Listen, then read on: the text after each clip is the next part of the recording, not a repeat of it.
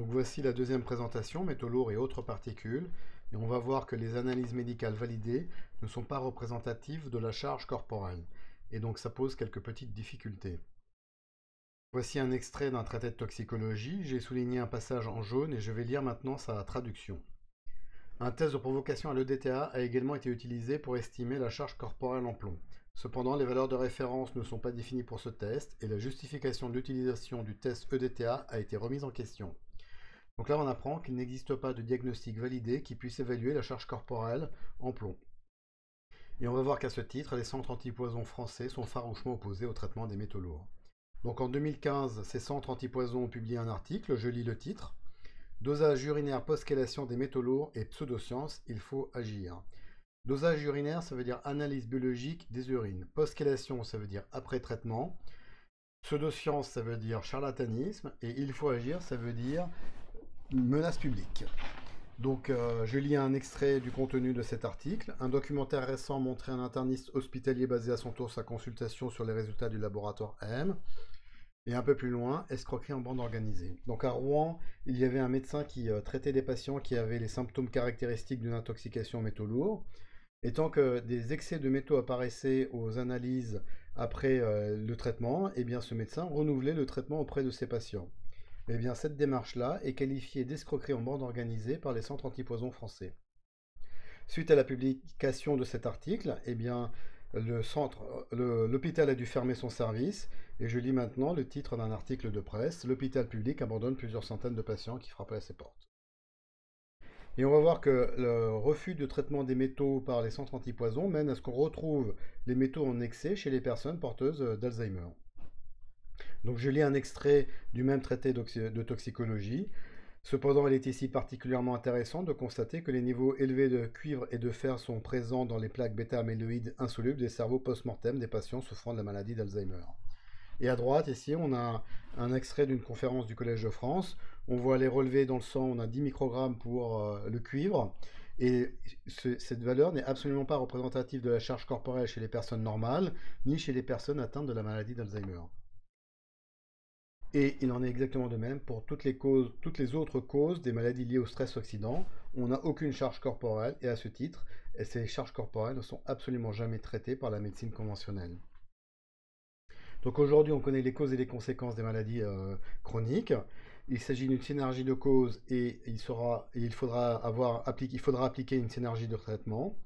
Aujourd'hui, la médecine conventionnelle ne traite aucune de ces causes et donc la résolution de ces maladies chroniques est totalement contingente. Or, les médecines traditionnelles ont toujours traité ces causes. Donc l'Ayurveda fait boire de l'huile végétale, elle va circuler dans le corps, elle va amener avec elle les composés organiques, dont les pesticides, et cette huile et les pesticides vont être envoyés vers les émonctoires. Les bains froids, ça multiplie les mitochondries, et donc ça retape en partie le métabolisme. L'alimentation traditionnelle est une alimentation soufrée, donc elle élimine petit à petit les métaux lourds. Les ventouses font remonter les particules oxydantes sous la peau et ensuite ces particules oxydantes sont renvoyées vers le système général et donc vers les émonctoires et vers l'extérieur. La restriction calorique va éliminer les particules organiques oxydantes et les plantes aromatiques traitent de façon très efficace les micro-organismes et donc va traiter les infections chroniques. Et en France, on a un scepticisme général contre les médecines traditionnelles, mais en même temps, on a des millions de malades qui souffrent de pathologies chroniques et qui ne sont absolument jamais traités dont les causes ne sont jamais traitées par la médecine conventionnelle. Et je vais donner un exemple ici pour l'autisme. Donc c'est un extrait du même traité de toxicologie. Je lis. Aucun article évalué par des pairs n'a signalé un excès de mercure dans le sang, l'urine ou les cheveux des sujets souffrant d'autisme. Des revues critiques ont conclu que le soutien scientifique à la chélation du mercure dans l'autisme fait défaut. Donc là, on apprend que le mercure corporel n'a jamais fait l'objet d'études de la part de la communauté scientifique pour les personnes qui souffrent d'autisme. Et on va voir que des gens ont réussi à faire reconnaître leur intoxication Alors, il s'agit de très nombreuses personnes, donc c'est des dizaines de milliers de personnes et des fois des centaines de milliers de personnes, et elles ont réussi à obtenir cette reconnaissance après un long combat politique et juridique.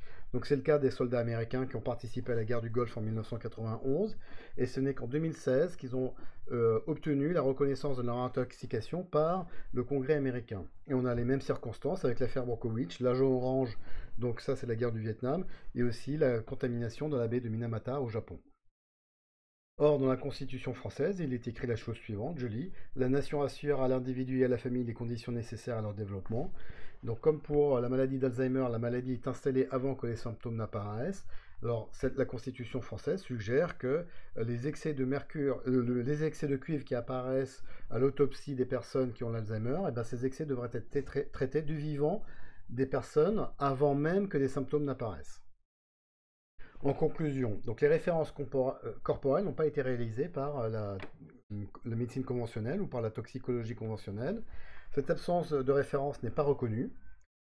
Et donc, ce sont les références sanguines qui vont passer pour absolues. Mais cependant, elles ne sont pas fiables. Et les pratiques de déstockage des particules oxydantes n'ont pas été réalisées par la médecine conventionnelle. Et les préconisations pour pratiquer ce déstockage n'ont pas été réalisées non plus.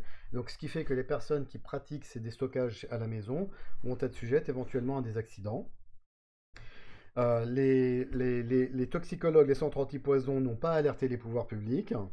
Et les revues scientifiques deviennent donc non pertinentes parce que en exemple, pour les amalgames dentaires, on va analyser que le sang. Pourtant, le sang ne représente que 10% du corps et 90% du corps n'est jamais étudié quant à sa charge corporelle en mercure, par exemple. Et donc, on ne va pas pouvoir savoir si les amalgames dentaires ont vraiment un effet nocif sur le corps à long terme.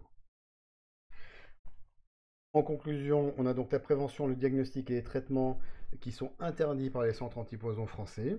Et le gouvernement, alors que le gouvernement et l'Assemblée nationale ont demandé à ces centres antipoison que les personnes qui ont une imprégnation forte en mercure dans le corps soient traitées. Et au résultat des courses, on a 1 million d'Alzheimer avec des excès de cuivre dans le corps.